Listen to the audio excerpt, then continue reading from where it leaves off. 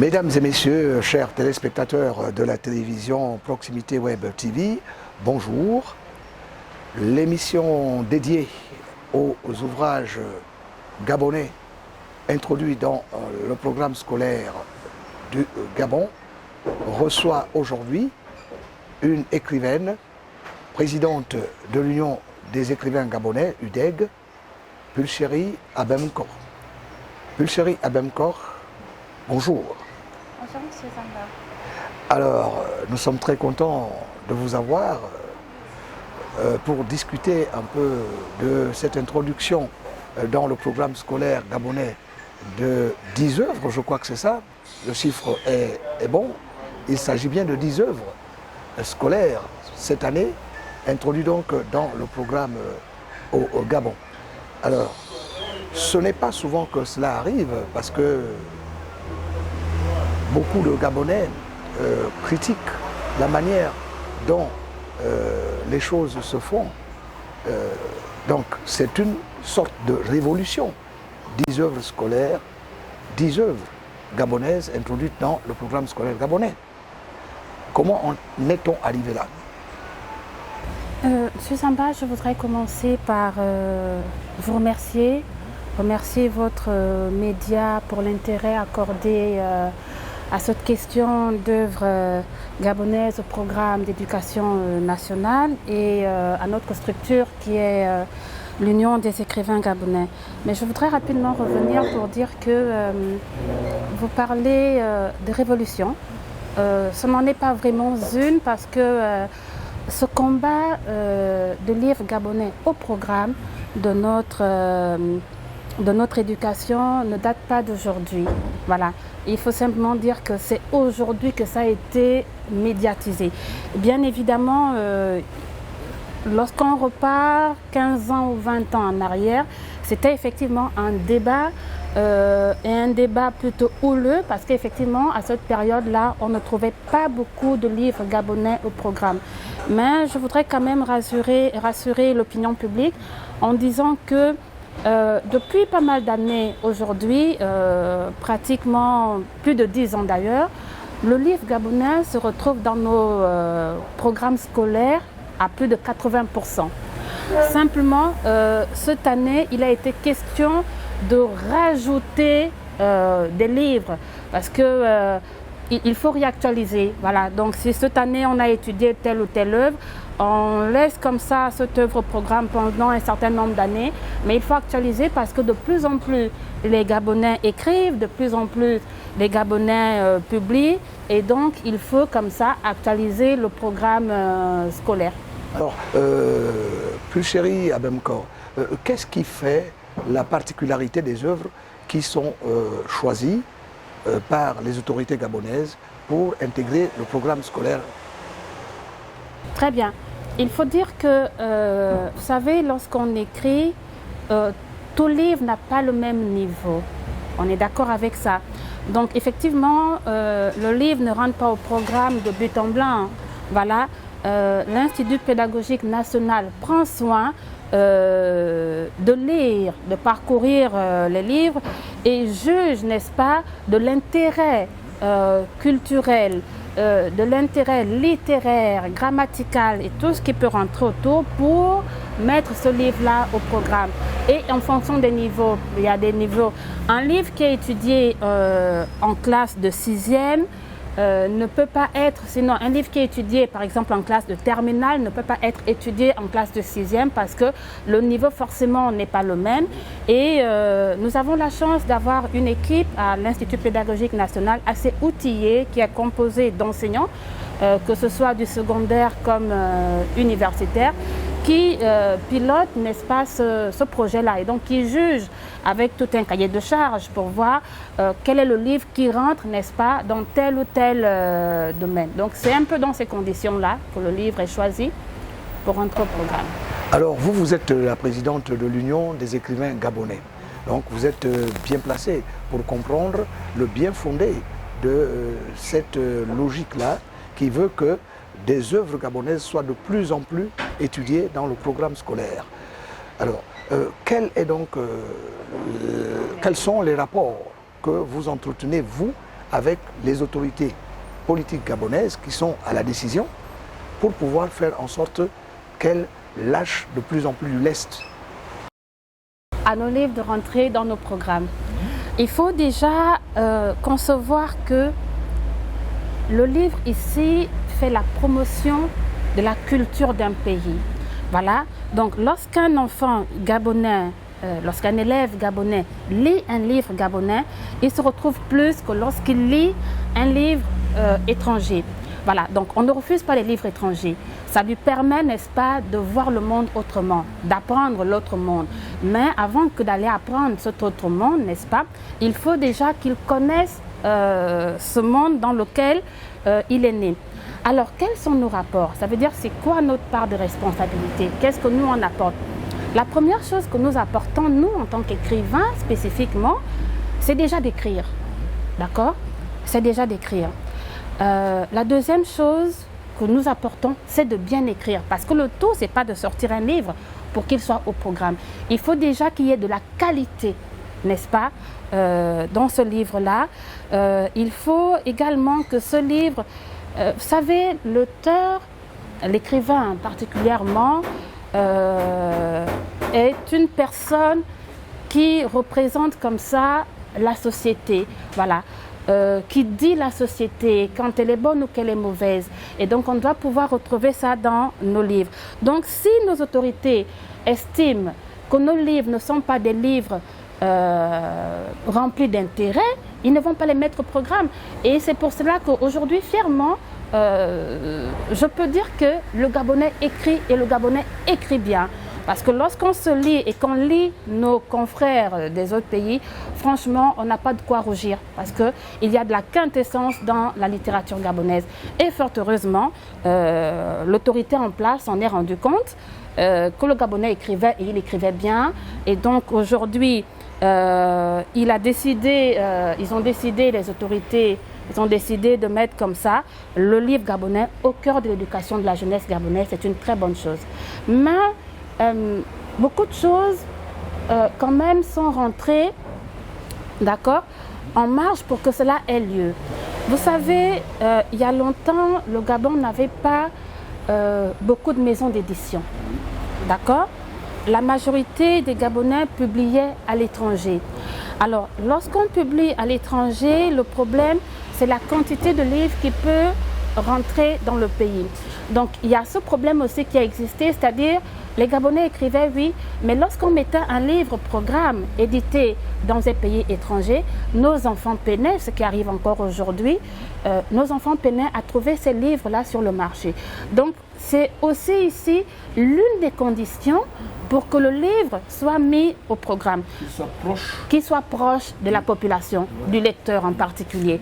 Et comme je disais, nous avons fort heureusement de plus en plus de maisons d'édition sur le territoire gabonais qui publient des livres et cela facilite, n'est-ce pas, la mise au programme de nos œuvres, même si derrière ça, on voudrait que l'État soutienne ses compatriotes pour que, franchement, le livre soit beaucoup plus accessible parce que, généralement, lorsqu'on parle du livre au Gabon, on s'arrête à Libreville.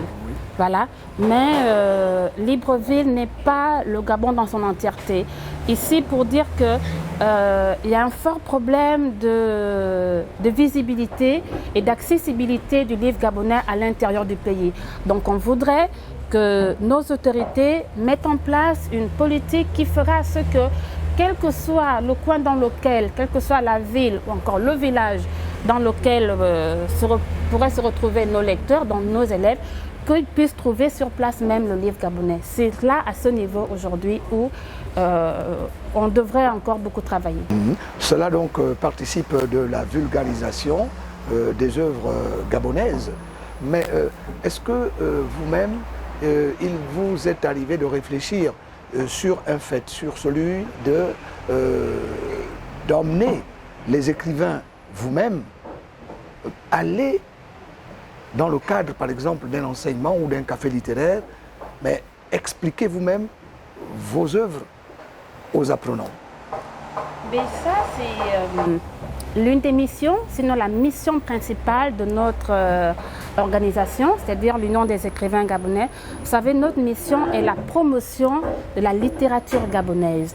Et le premier lecteur que nous avons, c'est l'apprenant.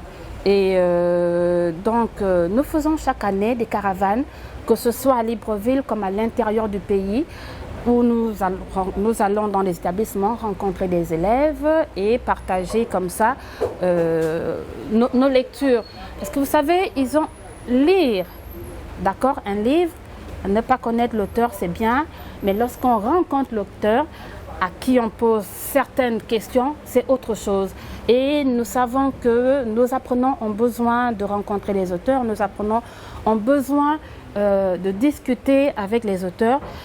On voudrait bien le faire, on le fait déjà, mais on voudrait le faire encore mieux. Et ce qui nous manque, c'est vraiment les moyens de le faire comme cela se doit, c'est-à-dire couvrir l'entièreté de notre territoire, ou encore avoir comme ça des représentations un peu partout dans le Gabon. Donc, et là, c'est un clin d'œil à nos autorités pour dire l'Union des écrivains gabonais a besoin d'aide pour amener le livre vers son lecteur. Chérie Adanko, vous venez de parler de l'organisation de caravane, malgré les difficultés présentées. Alors, qu'est-ce que vous dites du niveau d'engouement des apprenants lorsque vous allez à leur rencontre? Alors, cette question me fait souvent sourire, je vais vous expliquer pourquoi. Parce que au Gabon, il y a quelque chose qui court les rues, d'accord, qui se dit très facilement, alors que ce n'est pas vrai. Le jeune Gabonais n'aime pas lire. Oui. Souvent, c'est ce qu'on nous dit. On entend ça. Voilà, on entend ça de partout et c'est tellement facile de le dire. Ça veut dire que de l'autre côté, on met cela au devant de la scène pour dire qu'on n'a pas d'effort à fournir pour aller vers le lecteur. Mais je vais vous surprendre. Le jeune Gabonais aime lire. Le jeune Gabonais veut lire. D'accord? Il a simplement besoin que dans son pays, il y ait des bibliothèques. Il a simplement besoin que dans sa ville où il se trouve, il y ait des bibliothèques. Il a besoin, n'est-ce pas, que les auteurs aillent vers lui proposer des livres. Alors, vous me direz comment faire, j'imagine, pour que tout ça ait lieu. Tout à fait. Le grand problème que rencontre le milieu culturel et particulièrement le milieu littéraire aujourd'hui, c'est que notre pays ne dispose toujours pas de politique nationale du livre et de la lecture. Je vous explique. Vous savez, le livre, le monde littéraire est un monde qui est rempli de métiers, d'accord? Qui dit métier dit une chaîne de fabrication, voilà, dit une chaîne d'emploi autour de la littérature, autour du livre. Alors, on entend ici que le livre est cher. Je vais dire oui, dans un premier temps. Pourquoi? Parce que dans notre pays, tout ce qui rentre dans la fabrication du livre, d'accord, coûte cher. Je parle ici de l'encre, je parle ici du papier, je parle ici des machines qui vont pour ça. Alors, dans les pays où la politique nationale du livre et de la lecture est appliquée, il est fait à ce que l'encre, le papier et tout ce qu'il faut pour fabriquer le livre, voilà, reviennent moins cher. Donc ne paye pas d'impôts. Ou encore quand ça paye des impôts, ça les paye à un seuil à ne pas dépasser. Cela permet qu'au final, le livre revienne moins cher. D'accord. Malheureusement, nous avons un pays où cette politique n'existe pas. Et donc, effectivement, les maisons d'édition, les imprimeries qui concourent à la fabrication du livre sont obligées de rentrer dans leurs frais. Et c'est en cela que le livre devient cher. Nous avons ce côté, nous avons le fait, j'expliquais, que par exemple, nous n'avons pas de bibliothèque. Mais je vais ici donner aux autorités comment est-ce que le Gabon pourrait faire pour avoir des bibliothèques. Parce que les quelques bibliothèques qui existent d'ailleurs chez nous, il faut voir si le livre gabonais à l'intérieur est même représenté à plus de 10%. Ce n'est pas évident. Voilà. Alors que nous, il y a un moyen, et ça se passe ailleurs, et c'est comme ça qu'il y a un moyen, c'est-à-dire, dans d'autres pays, l'État en l'occurrence ici, le ministère de la Culture, apporte une aide, donc une subvention aux maisons d'édition de ce pays-là. Et cette subvention fait que les éditeurs, en dehors des livres qu'ils publient à travers leur contrat, ils ont obligation, pour ce qui est par exemple du Sénégal, ils ont obligation de publier 2 titres pour le compte du ministère de la Culture. Et en publiant ces 2 titres-là, ils donnent 100 exemplaires de chaque titre. Donc comme ces 2 livres, donc chaque éditeur par an donne 200 livres au ministère de la Culture. Vous imaginez 200 livres multipliés ne fût-ce que par 10 éditeurs. Voilà, c'est la moindre des choses. Par exemple, ça ferait 2000 livres par an que les éditeurs donneraient, n'est-ce pas, en contrepartie de la subvention au ministère de la Culture. Et c'est avec ces livres-là que les ministères de la Culture créent comme ça dans le pays des bibliothèques qui auront, comme cela se doit, des livres du pays. Vous voyez que tout le monde gagne. Non seulement l'éditeur gagne parce qu'il vit de son travail, l'auteur aussi gagne parce que les livres sont publiés et le lecteur a des bibliothèques. Donc il y a plein de choses comme ça qui peuvent rentrer en marche pour que le livre gabonais soit effectivement sur toute l'étendue du territoire. Alors vous militez pour le livre sur toute l'étendue du territoire, mais quel est le combat que vous, en tant qu'écrivain gabonais, vous menez auprès des autorités pour faire entendre cette logique-là, parce que c'en est une. Voilà, en tant que déjà écrivaine et présidente de l'Union des écrivains gabonais, vous savez, la loi dont je vous parle, celle de la politique nationale du livre et de la lecture sur notre territoire, est la loi fondamentale pour que la chaîne du livre, pour que l'économie du livre au Gabon puisse décoller. Voilà. Donc, qu'est-ce qu'on a fait? Nous avons pris la loi communautaire, voilà, du livre que nous avons adaptée à notre pays.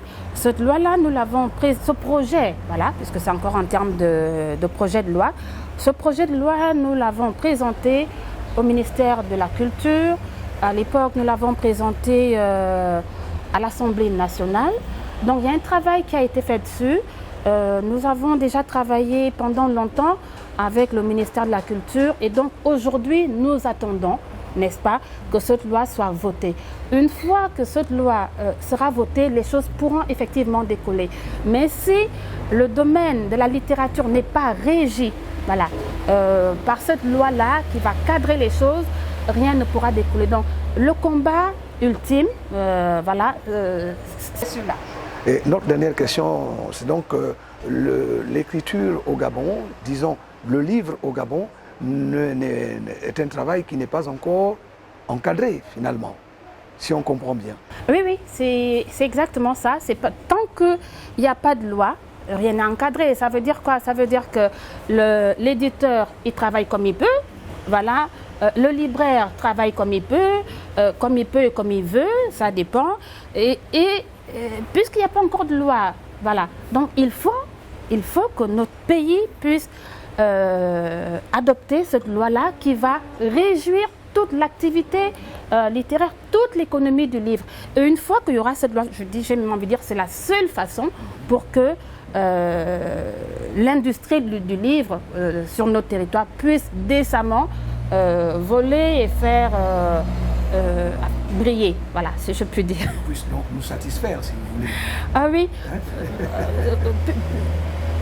Nous satisfaire, oui. Heureusement que l'écrivain est têtu. Heureusement que l'écrivain est quelqu'un de passionné, parce que au-delà de tout ça et malgré toutes ces péripéties, nous travaillons. Et nous le faisons bien, mais on a besoin de mieux le faire.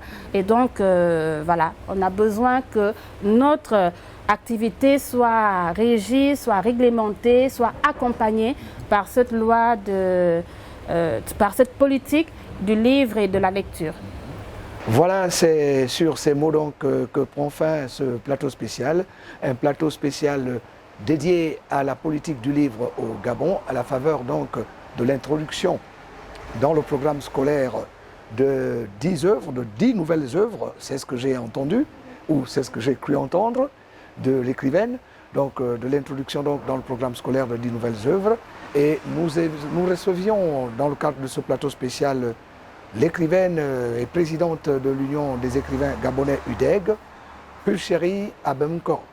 Madame, merci d'avoir répondu favorablement à notre invitation et nous allons très certainement nous revoir très bientôt. Merci, Monsieur Zamba.